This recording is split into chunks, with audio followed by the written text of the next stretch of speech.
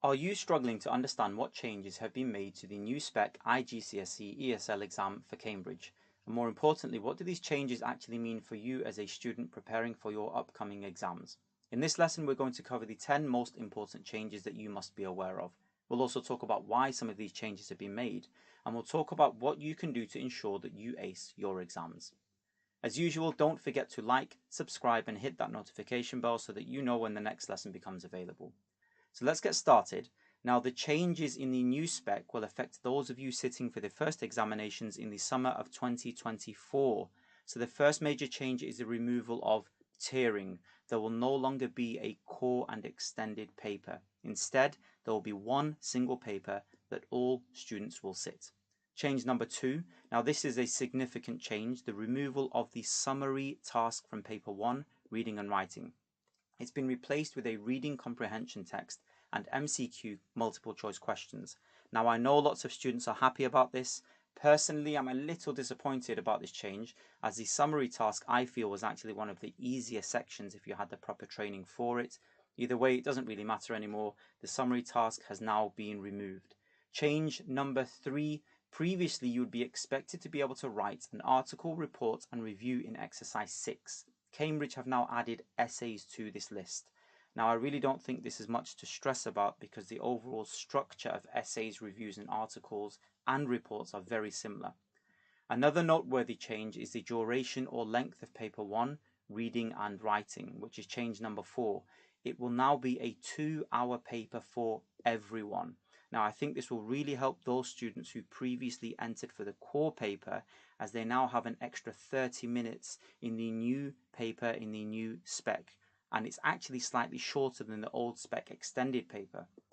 Now, when I say it's slightly shorter, I know some of you might be thinking how they both still have 6 exercises. The new spec is actually slightly shorter in terms of the length of the text and the number of the questions in exercise 1. And the length of the writing tasks in exercise 5 and 6. So basically, it's a slightly shorter paper on the whole. And again, if you were previously going to enter for the core paper, you now have that extra 30 minutes. So change number 5, the mark scheme for the writing exercises 5 and 6 has changed as well. Previously, content and language were equally worth 8 marks, or 6 for core candidates. Now content is worth 6 marks, while language is worth 9 marks for all students. So examiners are looking more closely at the quality of your writing and the accuracy of your language. And I do think that many students struggle in this area. So this is a change that many of you really need to start preparing for. Change number 6. Moving on to paper 2, listening, it's now 100% multiple choice questions. You'll be answering 40 multiple choice questions in this paper, and I'm really glad that Cambridge finally cancelled the writing responses in this listening paper. Expecting students to be able to listen to the audio, read the questions, and write the answers all at the same time was absolutely crazy, and most students struggled with the old spec listening paper big time. In the new spec, not only is it all multiple choice questions, but now you even have time to write at the end of the exam when you transfer your answers onto a separate answer sheet. So thank you, Cambridge.